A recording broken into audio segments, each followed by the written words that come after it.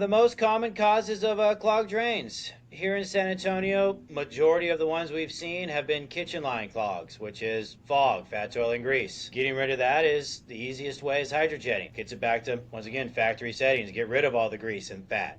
Don't just cable it where you corkscrew a little hole through it, and in 6 to 9 months it's collapsed and you're back to the clogged drain. Tree root intrusion on the broken pipe, clay, concrete, even PVC. For the clogged drains, we found a lot of the house just got lifted and it's broken pipe and tree roots got in. Or the house settled. Or the house settled, yeah. The pipe doesn't stretch and the pipe doesn't shrink. It breaks. Folks thinking that, oh, we're very good, we don't put grease and oil down the thing. When you cook a piece of meat and you get a half a teaspoon of fats, oil, and grease, when you wash the dishes, you liquefy the fats, oil, and grease, and then when you're done washing the dishes, you dump it down the drain, and it cools and solidifies like lard, like Crisco, and it finally, after 5, 10, 20 years, fills up that little 2-inch kitchen line with solidified grease and oil. The industry standard is you put a little drain snake down at the size of a big pen, and you put a corkscrewy little hole through it. Yeah, I opened it, and it's draining, but within 2 weeks, a couple of months, it collapses because I didn't do anything with that fats, oil, and grease. We're hydrojetting it. I actually clean it completely and open it up to 2-inch. If it took 10 or 20 years to finally fill up that 2-inch kitchen line, and now you're cabling every year, no, jet it and stay up on it with active bacteria to keep it open. What most restaurants do is they have me come in periodically, annually or biannually, and jet the area drains or jet the grease lines. It's pretty simple. It's not out of sight, out of mind. That'll just cost you more money in the long run. Another common one would be improper installation that causes a belly in the sewer line. Yeah.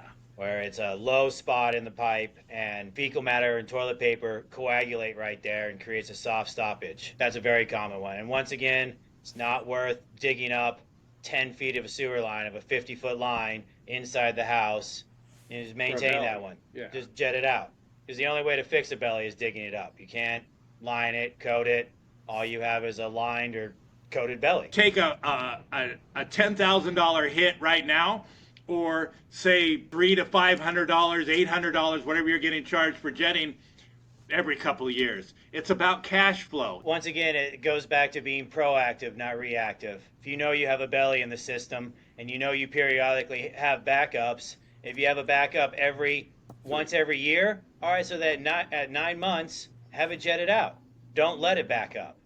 If it backs up every 5 years, go in every 3 years and jet it out. That's what we recommend to our customers. If you have tree root intrusion and you have a backup every year, at the 9-month mark, jet them out, or poison control, get rid of them. Don't let it back up. Backing up is problematic for your house and the foundation. You don't want a wet house. You don't want water standing around your foundation, especially where you can't see it, underneath the slab. The way we look at it is we're willing to go out and service a line and clear it.